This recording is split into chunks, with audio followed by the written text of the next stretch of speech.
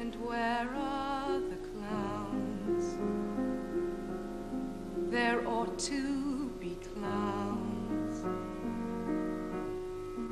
Well, maybe next year. Okay, that was good for color. Now, two things. Pronunciation, there ought to be clowns. Two T's there, two T's. Okay, two T's, two T's. And, well, maybe next year. I'd break that phrase up a little bit. Well, maybe next year. So the well, again, like the quick has an angry separation, the well has a kind of resigned separation. It's you know, it's almost, it should act almost as an interjection. It's not really part of the phrase. It's once more, let's just do the little last section there. Isn't it rich, isn't it queer?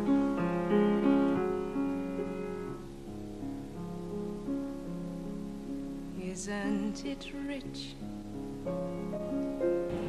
Isn't it queer? Losing my timing this late in my career.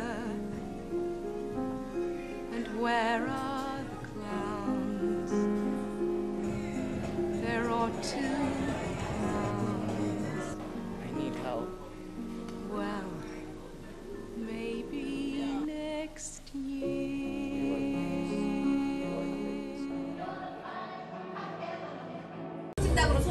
헐. Oh, I forgot to give her cheese. Y'all, she's so sexy. Jimmy. I love you.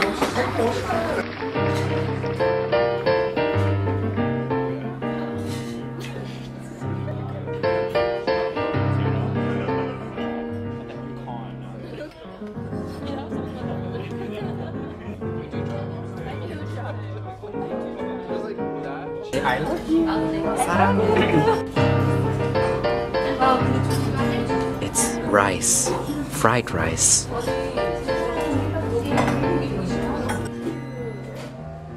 Nice. Right?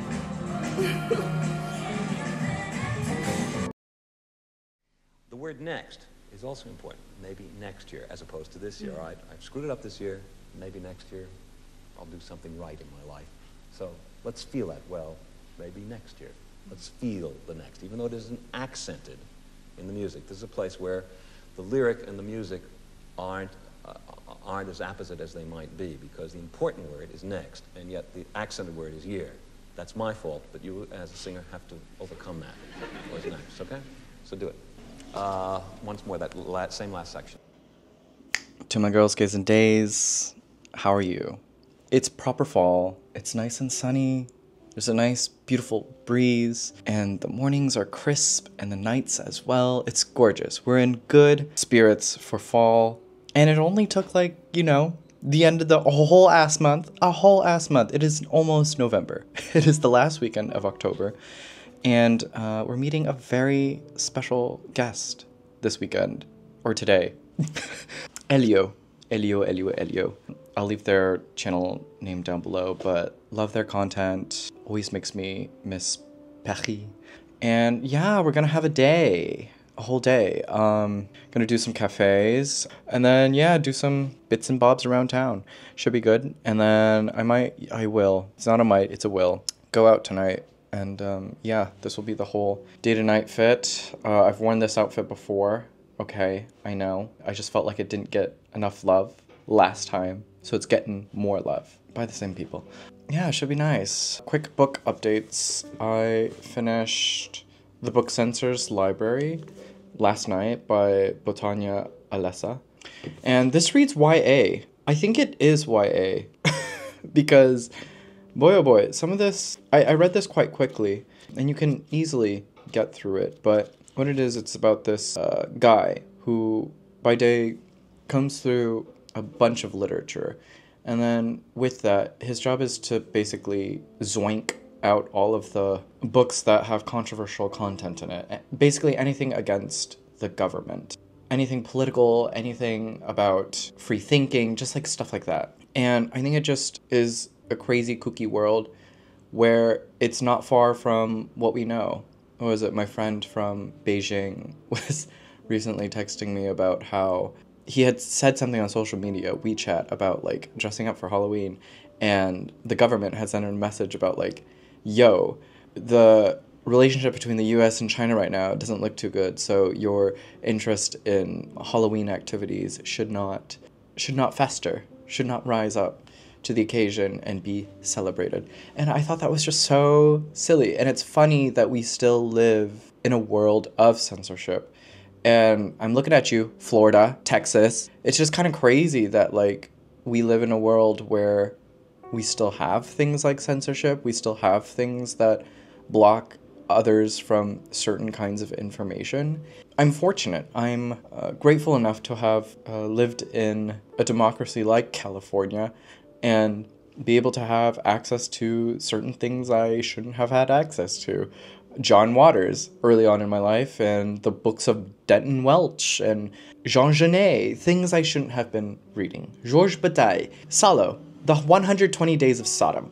All of that has informed me very early on in my life, the kind of art that I like and the kind of art that I think has always pushed boundaries. So when things are for shock value and when things are for the gross and gritty, we also have to understand that sometimes those things are made out of a place of realms of censorship, realms where full authority of the individual was never given any attention, any light, and free speech, y'all. But yeah, as he's sort of combing through all of these books, he falls into this sort of Alice in Wonderland world and labyrinth in trying to find other people like him who appreciate literature for what it is and how it cracks open the brain and creates beautiful worlds within the self.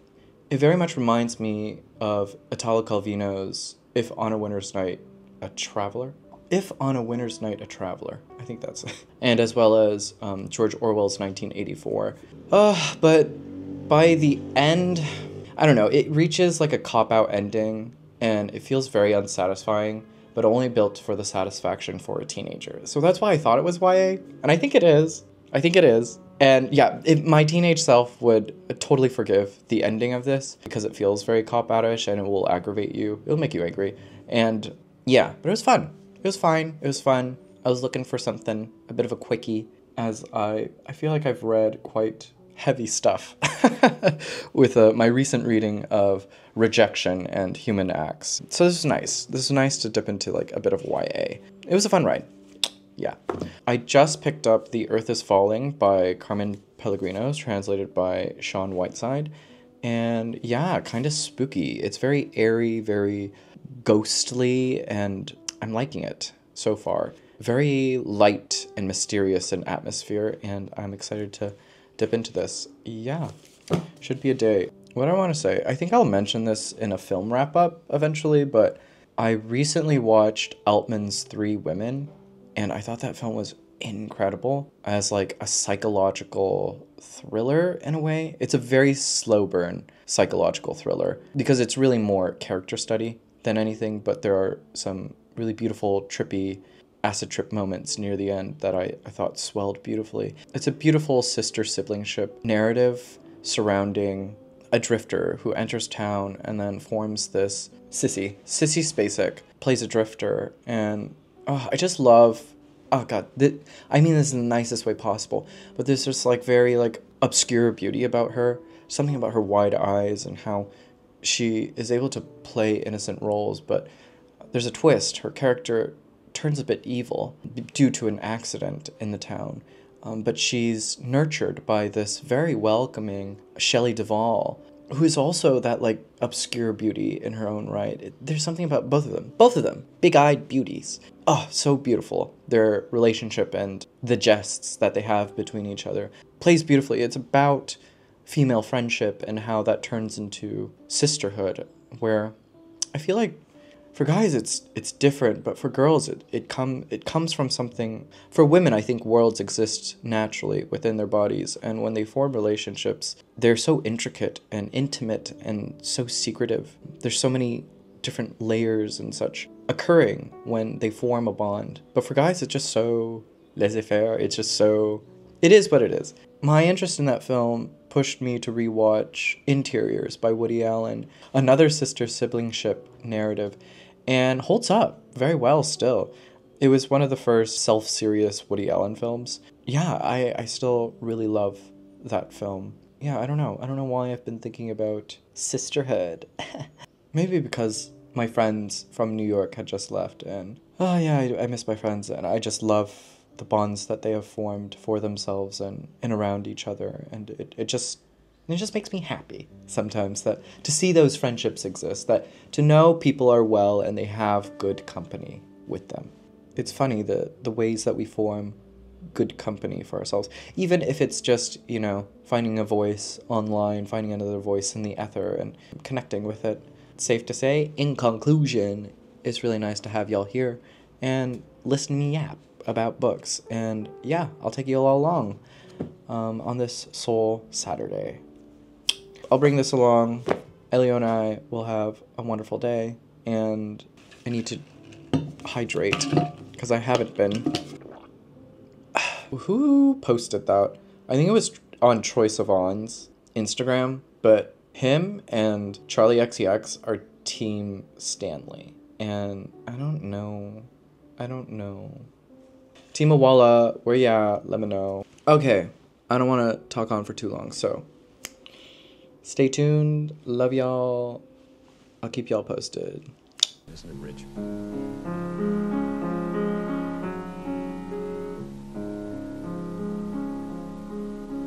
Isn't it rich? Isn't it queer? Losing my timing this late in my career. But where are the clouds? There ought to be clouds. Let's do one more time. Oh, push out. It's good for you. It's good for you. Good.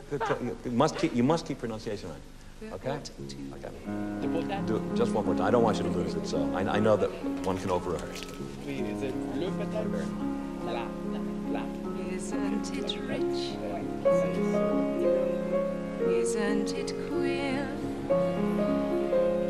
Losing my timing this late in my career.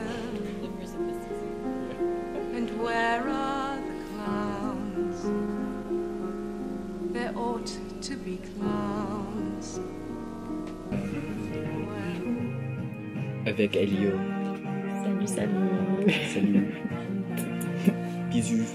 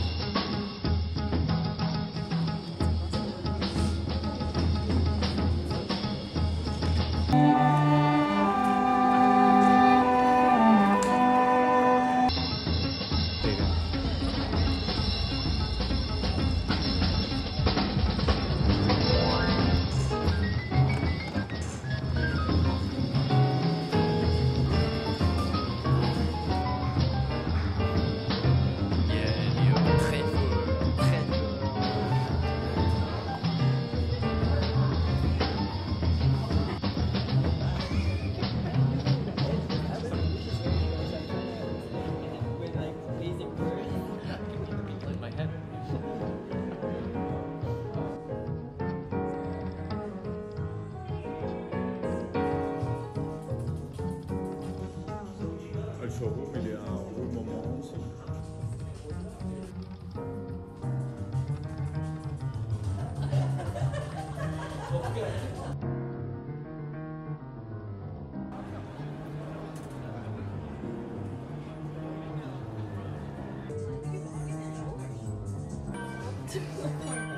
Wait, what's the difference?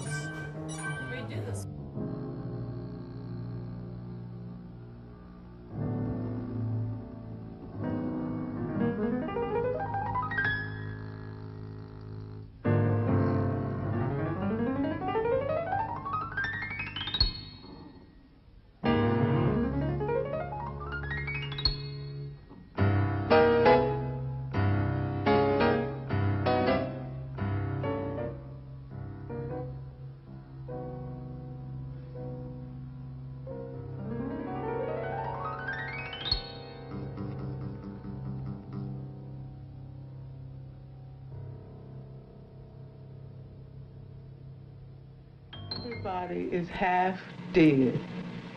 Everybody avoids everybody. All over the place, in most situations, most all of the time.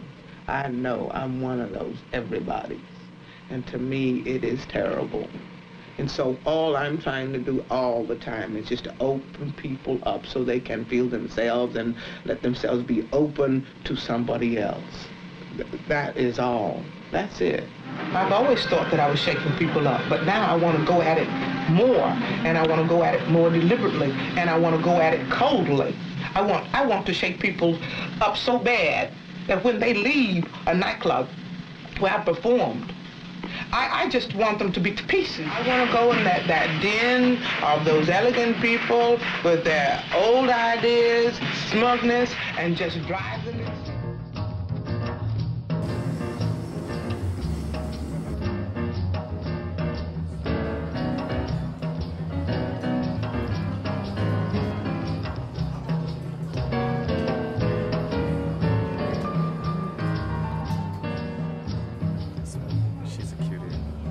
Too long. Yeah. Yo, chat, hair clip. Do you see the vision? Do you see the vision?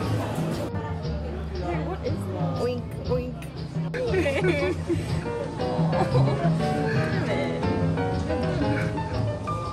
need to show it.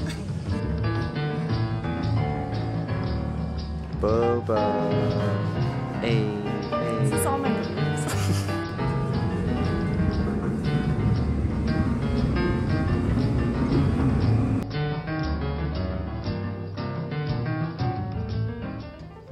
To my girls, gays, and days, I finally have like sufficient morning light to talk to y'all.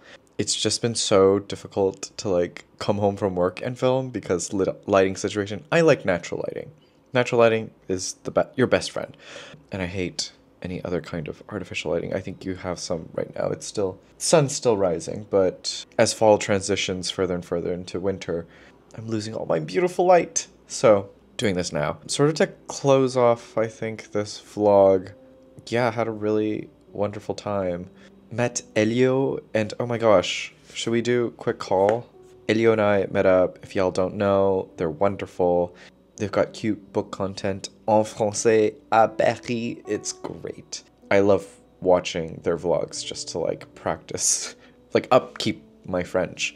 And also, to upkeep my French, they brought over some des romans. So we've got Le Pays des Autres by Leila Slimani, who is a Moroccan author, and I found this by way of a French model. It was just on their TikTok. They had like a photo set of just like their life in France as a model, and they were reading this, and I was like, oh, okay, why not? Just excited to read Moroccan literature. I don't think I've done it. And in French, so should be a joy. I'm excited. I actually don't know what this is about. It's about this young girl named Mathilde. After the liberation... Okay, so it's about... Sorry. My French is quite slow. That's why I need to keep practicing. But it's about this French woman named Mathilde who falls in love with a Moroccan soldier. and they settle in Morocco, and it's about the expat life, making ends meet, feeling much like a stranger in your new home. All things I love, set during after World War II. In the country of others. Yeah. How was that, y'all? How was that? Oof. Rough. Also handed over Hervé Guibert's À l'ami qui n'est pas sauve la vie. This is supposed to be his most notable work, his diary entries, while suffering as a gay. So excited to do this. Earlier this year, I read Fou de Vincent, which was incredible.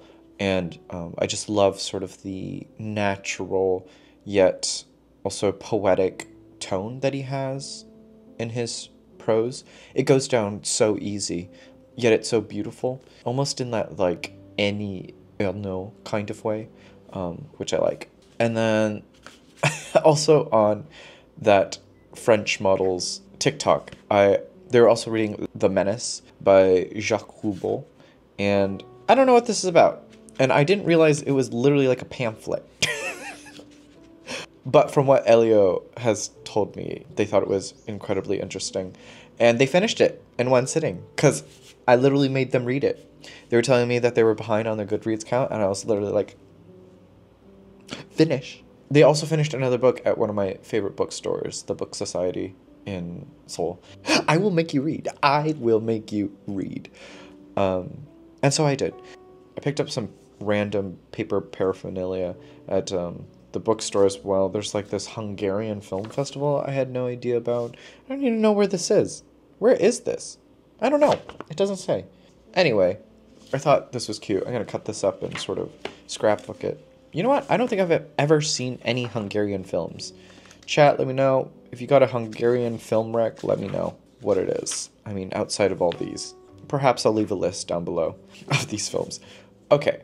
And then I found this, these were free. What is this? I don't even know.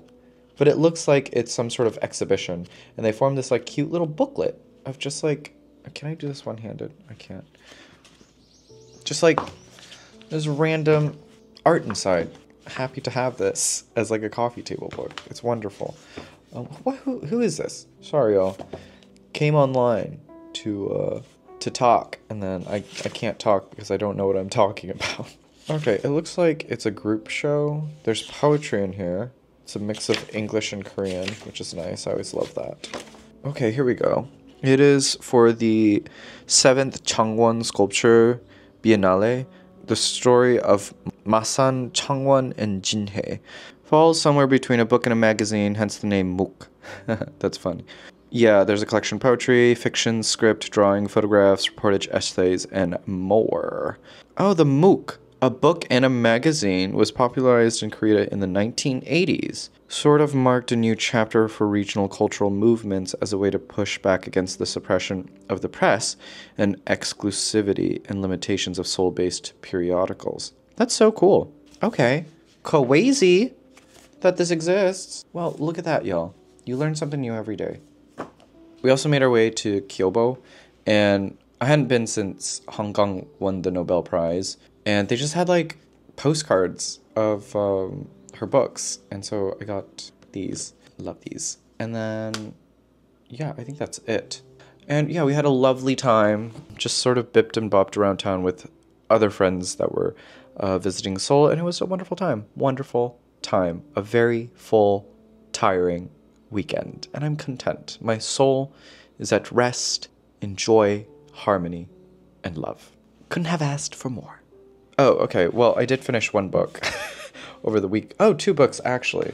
I mean, I just finished Peeing in Public, which I finished at the Book Society, An Inventory of the Wildest Urinators by Geigar Thomas. And it's literally a mapping out of historical piss moments. As demonstration, as art, and yeah, learned a lot. I learned that Justin Bieber peed in a mop bucket in 2013. Amazing. At a restaurant. But yeah, it was a quick read, and I love this publication.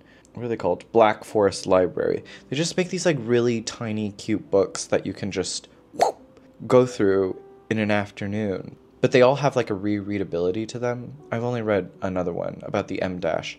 Yeah, they're just so wonderful. I love that they just tackle different topics. There's this vibrancy to it that allows you to revisit them, which I love.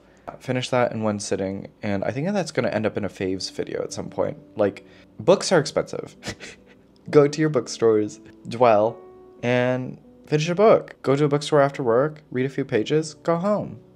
It's a great way to just like get your steps in, create movement, not so much tie yourself to the workplace and then home. You know, get a little bit of fresh air that way. You know, see something new. I also finished The Earth is Falling by Carmen Pellegrino, and really not much to say. It's a hard 3 stars, but in the epistolary form, as well as narrative, it's really just a recollection of like what home is and what it means after you've left it and come back and see how much has changed, how much is there yet not there, and it's that ghostly presence, the there and not there, that I think Carmen wanted to explore. This place is incredibly fictional, but it does come from a place that she knows. And I always find that so fascinating, how that we can recreate worlds out of our lived places and our experiences in those places, and what draws you to them, what specific memories draw you to them, and really in the end, like what home means to you, what the little mundane things that creates home for you. Yeah, it's rather more of a large, ghostly mood piece. Yeah, feels brisk, cold, a bit foggy, and yet alive. Yet you don't know where that liveliness is, because all you see is sort of just dirt and sparse grass. And you're wondering throughout the entire book, like what is living? What is the livelihood of everything? Really though, hard 3 stars. There isn't really quite a progression. It all feels quite flat to me. And yeah, I think those will end up being my monthly wrap-up thoughts, because yeah, that was it. Anyways, I'm gonna cap it off here. As always, y'all, I'm a Blackwell's affiliate. If you enjoyed me talking about books, for all your bookish needs, go to Blackwell's. They offer free shipping internationally at a decent price. As always, be well, do good work, keep in touch.